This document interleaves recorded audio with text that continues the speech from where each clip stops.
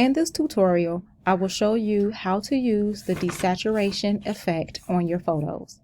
For this project, we are going to be using Pixlr.com, and we will use the Advanced E version of Pixlr.com. I'm going to get started by clicking on Advanced E, and then I am going to open an image. I've already found my image using unsplash.com. You can use several other copyright-free sites, or you can use a photo that you have already taken for this assignment. Once I open up my photo, I'm going to zoom in just a bit so I can see a little bit better. And the first thing I want to do is to go over to the right side of my screen and double click to unlock this layer.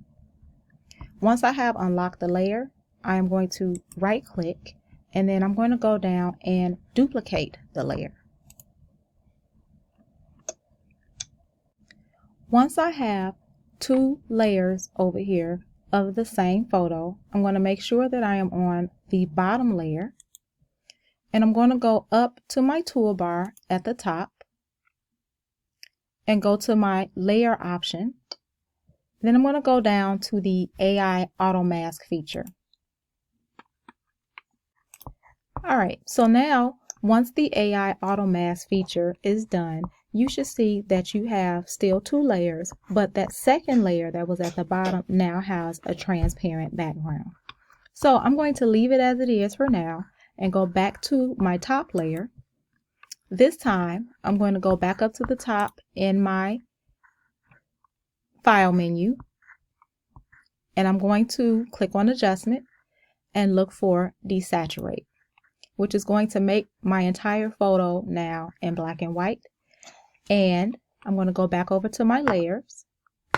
Now I'm going to take this bottom layer and move it on top of my second layer, and I have desaturated the background of my photo. Now our photo is ready to be turned in. I'm going to choose File at the top, Save, and I'm going to call this